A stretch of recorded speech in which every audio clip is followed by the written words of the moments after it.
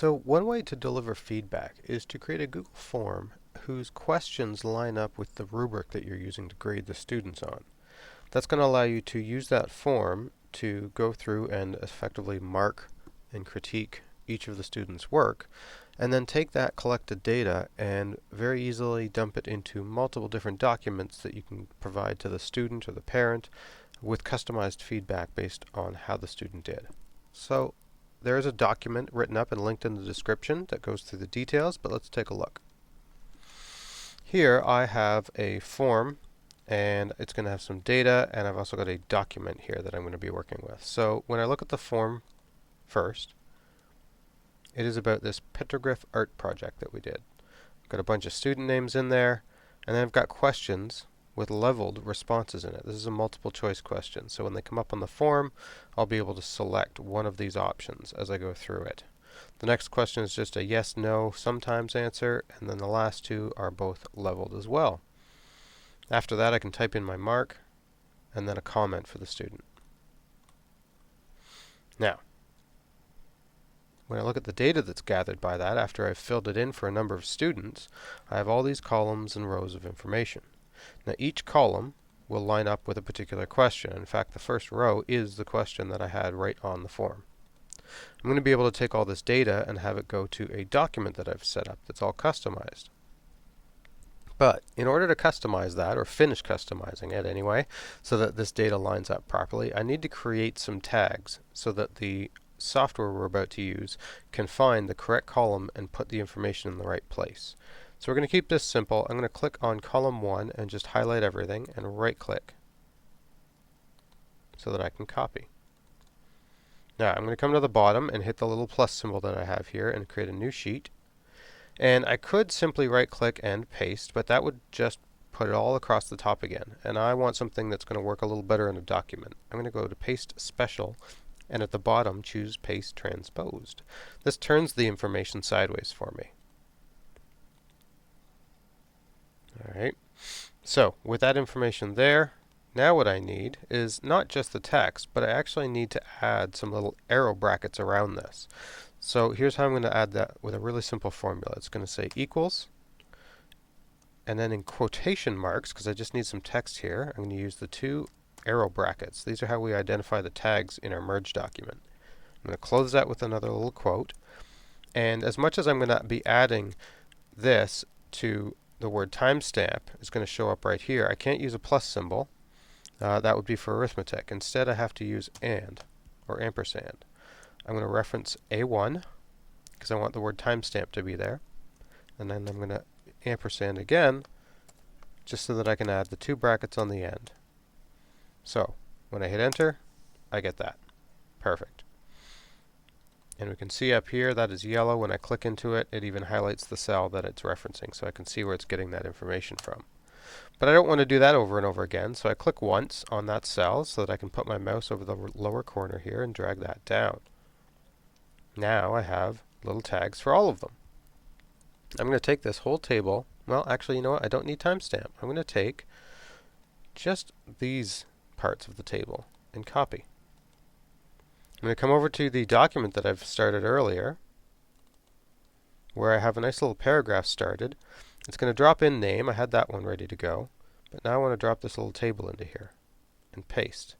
But whenever you paste a table of data from a spreadsheet in Google over to a Google document, it's going to offer you the choice here of linking back to that spreadsheet. Now that would be great if I was updating data or creating charts and presenting it on a report here that I needed it to stay current. In this case, I'm just going to leave it unlinked.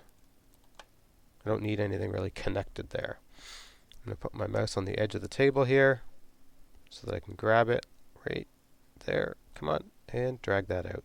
Boom. Make this just look a little more presentable, and I'll be ready to go. I'm going to take off that border. I don't think we really need it. So I'm going to come up to here and say 0. And again, here. I'll just get rid of that so that that doesn't look too weird.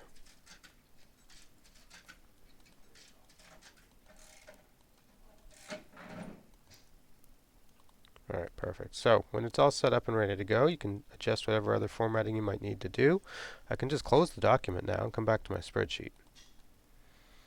So everything's ready. I'm going to come to this sheet where I've got all that data, and I'm going to come to my add-ons. This is where you have to use the AutoCrat add-on.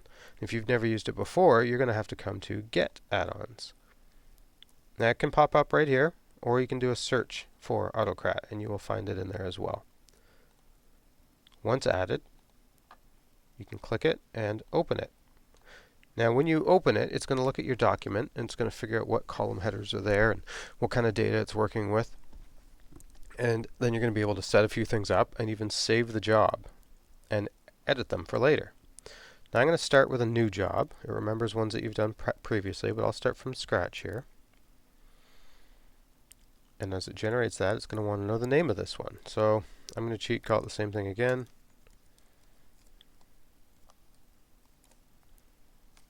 Petro, I need to spell it properly. There we go.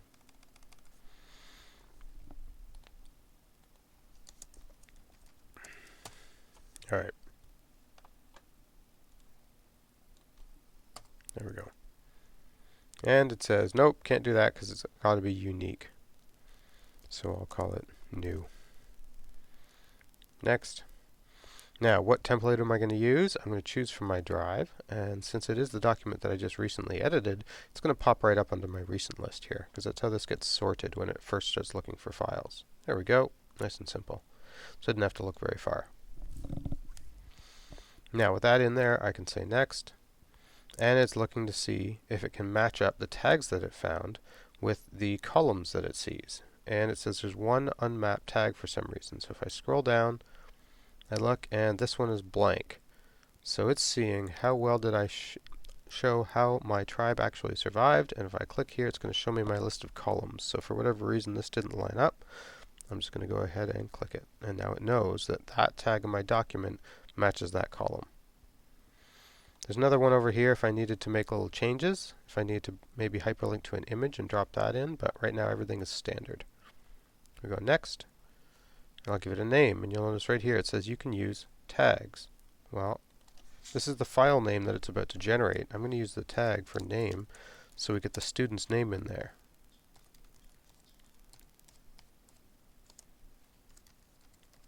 There we go. So I'll end up with like Benjamin, petroglyph feedback, and Charles, petroglyph feedback, and Emma, blah, blah, blah, as we go. I can choose to make a Google Doc or a PDF. And I can leave this at the multiple output option, or I can actually have all of them being generated into one single document if all I plan to do is print it and hand out paper versions. That would be easier for printing. This is easier for actually sharing files with people, so they all get their own file. When I say next, it will by default go to the same folder that this background file is actually in right now, but I've made for myself my own little separate folder here where I want to keep this stuff. So I'm going to go up here and choose a folder. Now I can't just search for it. Oh, there we go. Petro. Because what will happen here as I start typing, I see this suggested option saying, hey, maybe I found it already. But the problem is if I click that, I'm actually in the folder, and now I can't select the folder. So I do have to complete the search by using the search button. And I'll hit search. And there's the folder, so I can select it and then actually pick that folder. And I don't need both, so I'll trash the first one and say next. I don't need anything dynamic, and I don't need to set any merge conditions. I don't need to share these files, and I'm not running it from a trigger like every time the form gets submitted. So we're good. I'm going to say save, and it will save all those settings, and I'll be ready to run it. So I'm going to go ahead and use the new one, so I know which one it is, and run that job.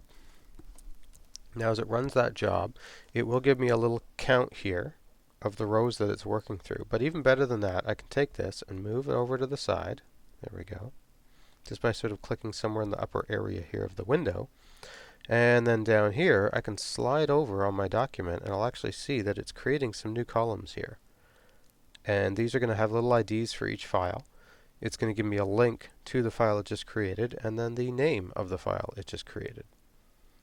If I simply click it and go to the link, I'll be able to see that the Benjamin document has been created, and there's his leveled statements, his leveled feedback for him. If I looked at that and decided I wanted to adjust some of the formatting, I could do that on my template and just run this again. But when I run this again, I would delete it, and then I would delete some of these columns just so that it didn't think that there had already been a successful document created. Because that's what this is letting me know here, is the status. So if I were to just run it again, it would look for new data, but it wouldn't recreate something that had already been successfully merged. I would have to delete those columns in order to fully rerun my merge all over again. So you can reference the document for some more details on how to set it all up and go through the steps. But that is going to be a quick way to create a pile of feedback, very individualized for your students based on a rubric.